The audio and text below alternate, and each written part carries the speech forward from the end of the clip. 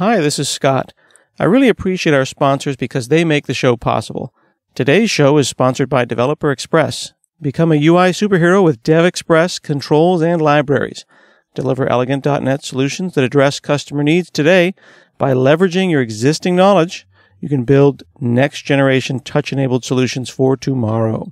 You can download your free 30-day trial at dx.hanselminutes.com. That's dx.hanselminutes.com.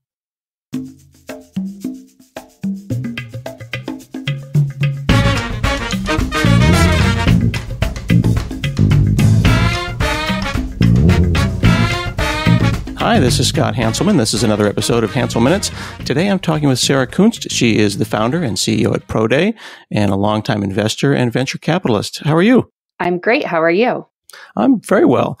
So your app, Proday, is pretty amazing. Thank you. I've been checking out the website at proday.co, and it basically lets you work out with, your favorite professional athletes and work alongside them. It's pretty clever idea, but this is not your first foray into business and companies. You've been doing startups and tech for a very long time.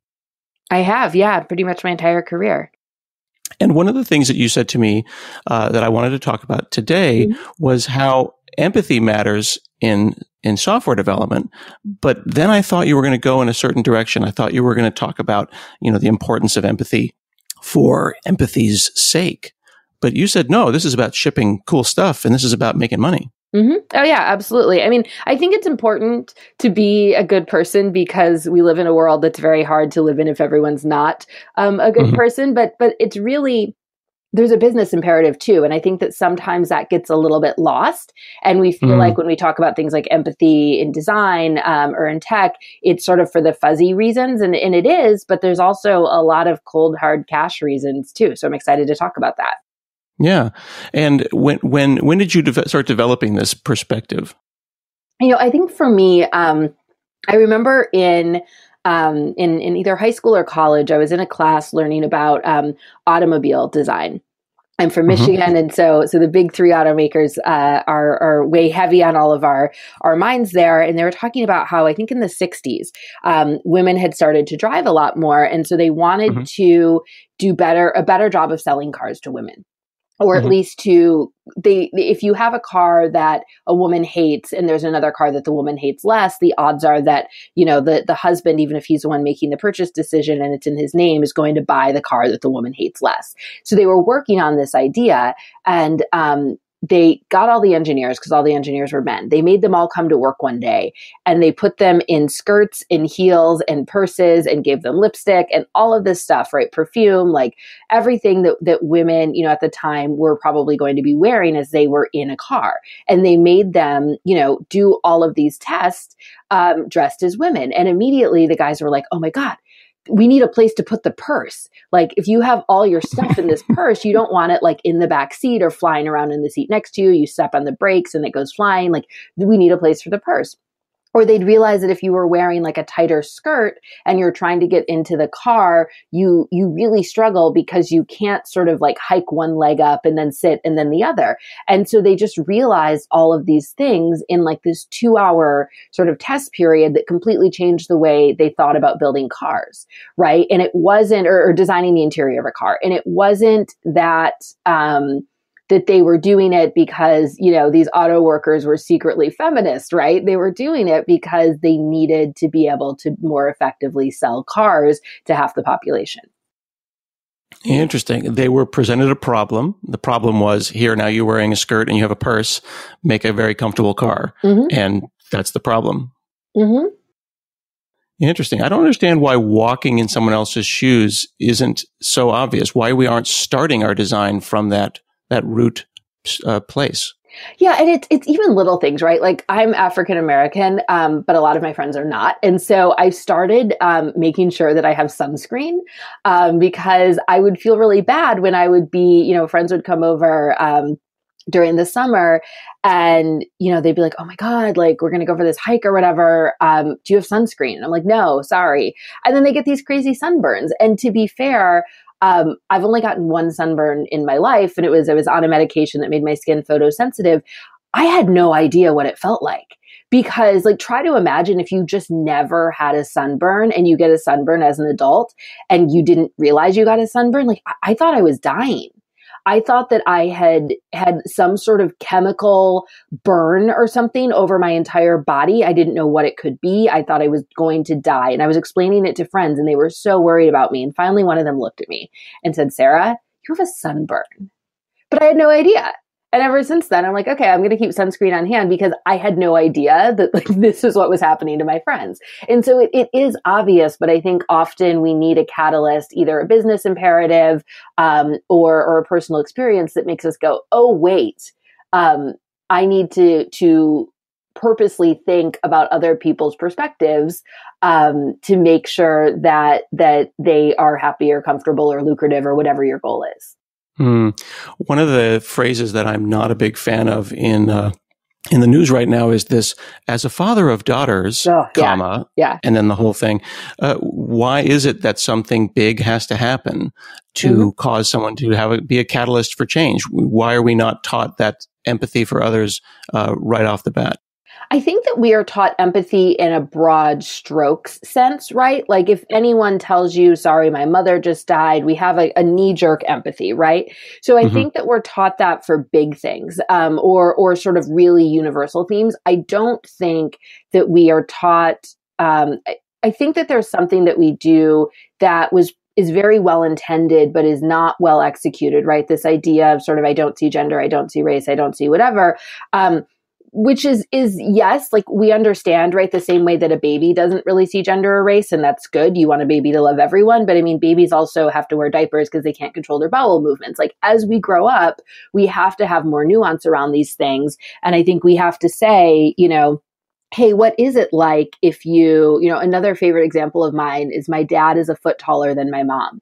And so he hung a mirror once in their bathroom and my mom couldn't see in it because it was so incredibly tall, because he just held it up at his head length and hung it, because that's how you hang a mirror, right? If you want to use it to do your hair. And so it was just this really funny and small thing where, my parents have been very happily married for 35 years. And even that doesn't mean that you're going to always have that sort of knee-jerk empathetic thought, because it's not, it's hard to think about always, hey, how is this affecting the other people around me who need this product or who will use this product? And so I do think that there is, especially in engineering, a piece of it that needs to go into, really the spec, right? When you're speccing out a product, when you're thinking about what you're going to build, who are the stakeholders? And then how are the stakeholders different from each other? I think is a piece of it that we sometimes miss, and we just sort of build a product for ourselves and figure, hey, I'm a person, so if I like it, other people will like it. And that's not always the way it works. It feels like that there's a sweet spot between understanding the person's perspective as well as just objectively speaking as an outsider. So there's value in being deeply empathetic, but there's also value in being detached. Yeah. And I think that's part of it. I think that there's, I think you really do need to do both, right? You need to think about, hey, what do I want? Because I do think it's hard to build products that you're completely divorced from, just because it's sort of more of an antiseptic process. So you do need to think like, I'm a human and I represent to some extent the human experience, right? What do I think, want, and need? But then also think about who are the other stakeholders. And almost treat them all equally, right? I think that's a detachment piece where you don't say, well, this is what I want, and 30% of the audience will want what I want, so we should prioritize that because I'm the one building it. But instead, sort of treat every stakeholder as kind of equal and say, how do we build this in a way that will work for everyone? There used to be complaints about like the older iPhones, that they were too small, right?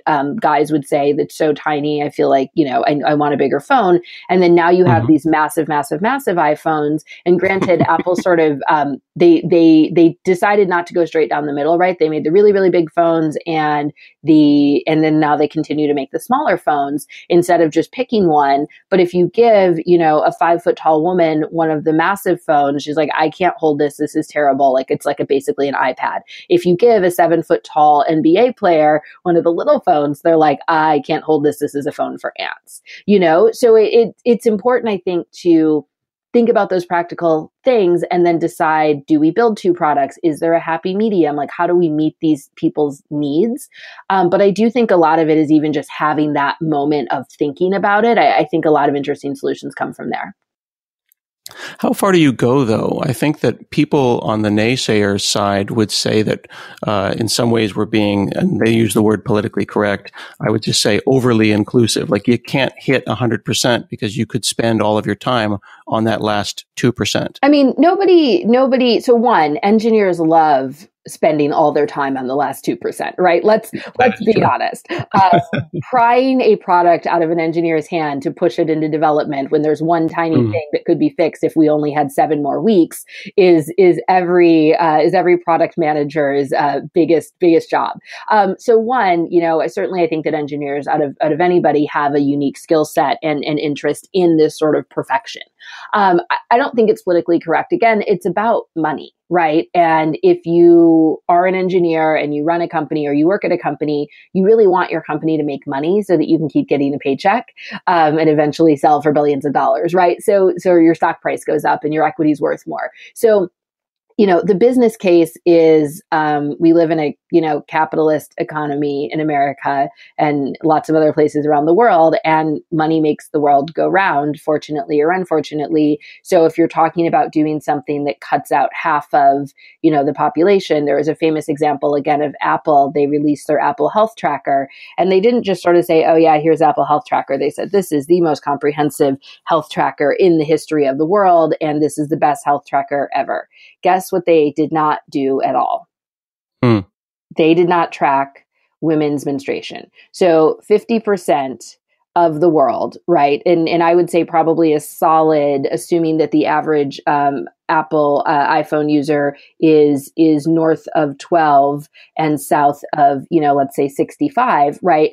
80-90% of the population of women using iPhones could track their periods. They have periods, and this was not built in. And again, it's fine if you say, oh, it's a basic health tracker. If you tell me it's the most comprehensive health tracker and you are not tracking something that happens to literally every single woman for a solid 30 to 40 years of her life at least, it's hard to believe that it's the most comprehensive health tracker, right? And so things like that, and they got a lot of backlash for it. And they also missed out on market share because in that hole, a lot of other health apps popped up. And even now, anytime you download a health app onto Apple, Apple's begging you to use Apple Health and let you write to it. But the reason in large part that you're downloading these other apps in the first place is because their super comprehensive app wasn't so comprehensive after all. So, those kinds of business cases, I think are beyond obvious. And I certainly would be hard pressed to say that worrying about 50% of your user base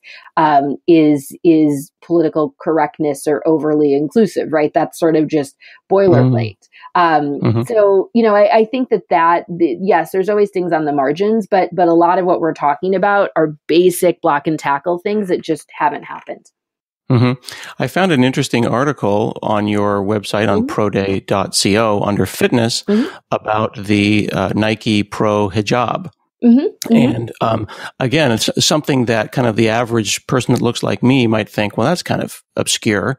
But when you look at the article, it's really quite interesting because it all started with a female weightlifter who was discovering that the one hijab she had that was competition appropriate had issues with weight. It would shift while she was moving. It caused breathability issues. As I was reading about this, I would have to say my thoughts and opinions about whether or not that's a good product or not turned into engineering questions. I started to think about it in terms of engineering. Okay, this is a problem. We got to solve this problem. Apparently, they worked very hard on this to come up with an athletic hijab. Yeah, absolutely. I mean, when you think about it, right, in America, we don't see this, but around the world, being Muslim, it's the largest, it's basically a religion that's neck and neck in terms of with Christianity in terms of penetration around the world, right? And on top of that, there's a disproportionate amount of Muslim people in emerging markets, And as we all know, right, emerging markets are where a lot of explosive growth is going to come from, right? Everybody in America who wants to buy a piece of Nike workout gear, right, has a piece of Nike workout gear. You might want more pieces. They might come out with a fun new color or technology, but we all have, more basketball shorts and leggings and t-shirts, right, than we know what to do with for the most part in this country. And similar, right, in most of Europe. But then you look at places like Indonesia, places like India, places where a lot of this sort of organized sports are just starting to take off in terms of worldwide competition, right?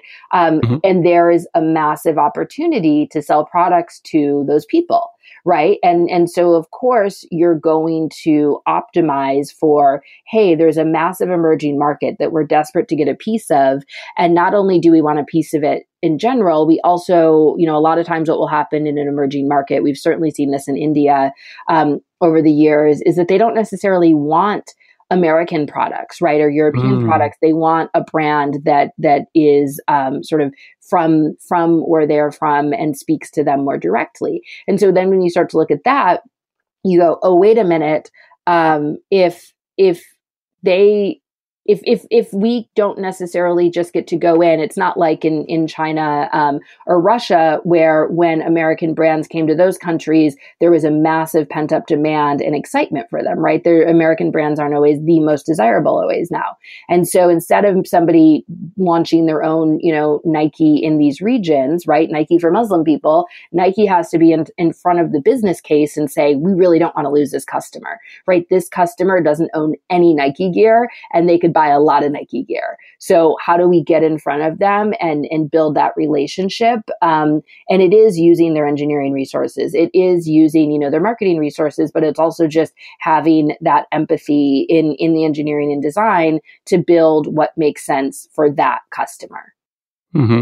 One of the things that I've been excited about, and I've started to realize in looking at the products and things that I use myself, is that a lot of them are built by smaller companies. With the rise of Etsy, we're getting design thinking and empathy from products that people are building in their garages. There's no reason that Nike needs to own that market. Other people could. Exactly. And the good part about that, right, the internet sort of making that super flat and accessible, and you see people, I don't know if you're familiar with Yeti coolers. They're a brand, I think, out of Austin, Texas, or somewhere down south.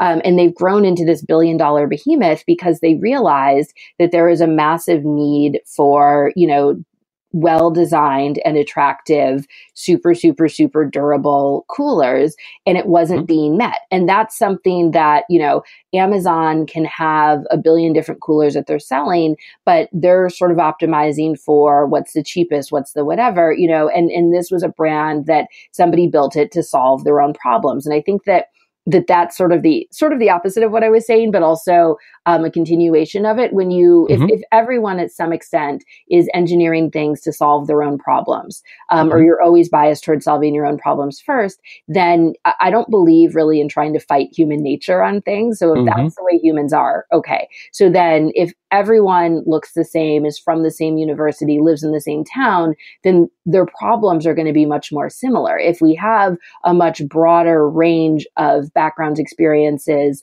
and perspectives in an engineering pod, right, then we can actually solve for our own problems, but we're going to do it in a much more empathetic way because we're bringing a lot of different perspectives to the table.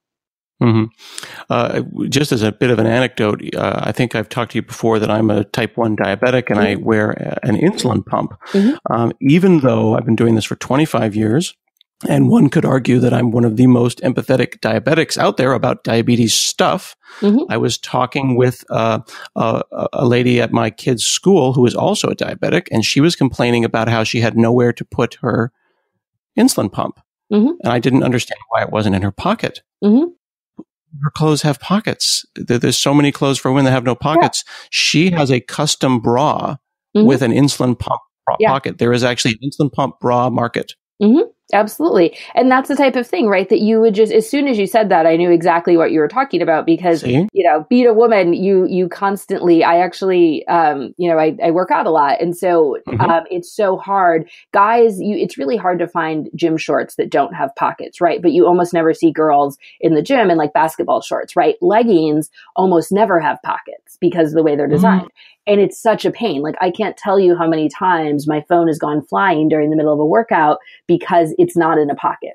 And so recently I've started only buying, leggings and workout clothes and stuff that have pockets in them. Because before that, I would have to wear a coat to the gym strictly because I needed a place to put my phone while I was working out. You can do the armbands, but they're a pain. And so it's so interesting how something like that to half the population is obvious and to the other half it's not. And it has nothing to do with, your preferences or biases or anything. It's just you go into the store and you buy pants and she goes into the store and she buys pants. Your pants will have pockets 100% of the time. Women's pants will have pockets that actually work and are big enough for an insulin pump, maybe 30% of the time, and it's pretty crazy what a difference that makes. It really does. So how are you applying all of these concepts around design thinking and empathy into the products that you make, like Proday? Yeah. So, especially on mobile phones, it is interesting when you are working on a platform that has so many constraints that are completely above your pay grade, right? So anybody who's built apps for Apple or products on Apple, you can't just say, oh, well, I think this should happen. Apple says, no, this is the way that you can play within our walled garden, right? And so that is always an interesting challenge. And we have a lot of conversations about fringe cases. I know that a lot of times those can feel more like thought experiments. And to be totally honest, sometimes they are thought experiments.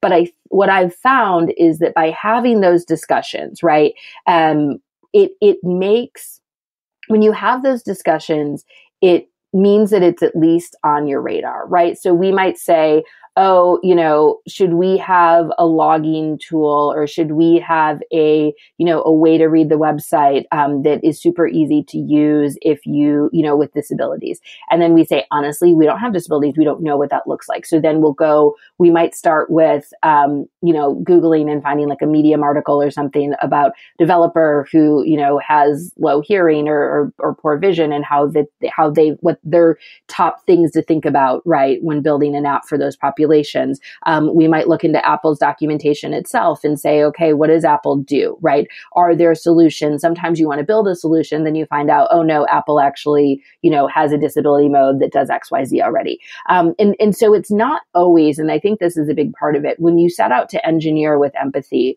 it's not always that you end up building fundamentally different solutions. If it, to some extent, you're just taking the sort of surprise out of it, right? It's like the QA process. Sometimes you go through QA and you find huge giant bugs that you have to fix. Other times you go through QA and you've done everything perfectly and it works and it can ship. Right? It doesn't mean that if you do QA and there are no bugs, you wouldn't say, okay, I'm done, right? Like I'm never doing QA again. I've clearly imperfect and it'll never be wrong again. It's still a needed kind of thought experiment to go through. And so, that I think is an important thing to remember, that you don't want to say, oh, well, it was all, I don't understand what we would need to change, or there was nothing to change. So, don't worry about it. Is really not the way to go. You really do need to say every time, okay, it worked this time, but we're still going to keep investigating it. And I think when you keep that mindset, really interesting things pop up. And the other cool thing about engineering is you never know when, by being more empathetic, you're going to stumble onto a whole massive market that you would have not seen otherwise. And so I think that there's a huge business case for it. And it's also kind of fun. It being in that stage of learning and just thinking about new problems and new ways is one of the best parts of engineering. Yeah, it's interesting because I'm sitting here thinking about how what we used to think of as niches, there are no niches. If it's 1% of the world, it's still a massive market. So what you're saying is absolutely true. You could build $1 billion company on a niche. Absolutely. Interesting. So when do you think we need to teach this in schools? Is empathy in design and empathy in software development something that needs to be taught in CS 101? Yeah. I mean, I think that it is I think in every part of product development, right? So from thinking about why are you building a product in the first place to, design to engineering, it's an integral part of it, right? And I think it's especially in engineering because so often engineers are the ones, the designer might say, hey, this is what I want. But often if it comes down to pushback from the engineers, right, that they're going to win out because they're the ones actually building it, right? So if engineers understand why this empathy matters, they might see something in the design or in the product spec that doesn't seem intuitive to them or doesn't seem useful or needed. And I think that having that grounding and understanding and, hey, here's the business case and the innovation case for why we care about empathy is super helpful. And I do think the earlier you start, the better, right? If you've ever spent time on college campuses with engineers, they always, typically at that stage in your life, you don't have a ton of experience in life because you've never had to buy a car by yourself, maybe, or have a mortgage or had kids, and so a lot of times you'll see that college engineers sort of always want to build the same tools, right? Every college is like, oh, there's not enough parking on campus, or we need to build an app for parking, or there's not, we need something so we can play video games with other friends easier. We don't want to use Twitch. It's slightly better than Twitch. And we've taught engineers to kind of think their way through the sort of startup roadmap of, does that make sense? Is that good? Is that what we want to do? And we've done a good job of getting them to think through that. I think that the space that we are missing is how do we get them to think through some of these empathy challenges in the same way, right? And it's not hard. It's just another piece of good engineering and good design and good product development that we need to teach early. It's so interesting that now we seem to find these things. If we don't teach them up front, we end up finding them in user testing, like the now legendary faucet detector that can't see black hands. Exactly. Or in China, the face unlock is being unlocked by other people. And, it's certainly not, these are, when you get to things like AI and machine learning, right, which is largely what the face lock is, it's not at that point, a human.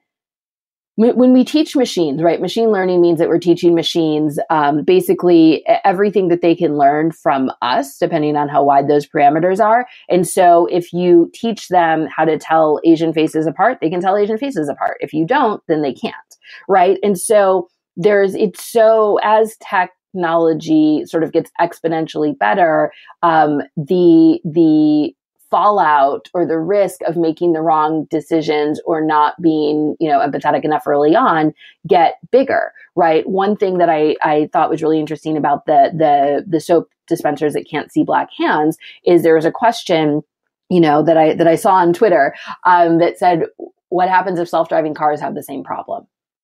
Right. And it's a massive thing to think about. And it's, and we see that in simple machinery, right? 5-year-olds can't sit in the front seat because they're not heavy enough generally for the airbag detector to go off, right? It's not that car companies want to kill your kindergartner. It's just that the way that product is engineered, and I think it's also the way the seatbelts are, but, the way that product is engineered is unsafe for certain populations. And we know that and we accept that. But with technology, sometimes we think, oh, well, it works equally. It's technology. It can't be racist. It can't be sexist. It just works. But that's not always the way it does. And so there are some big questions that we have to grapple with.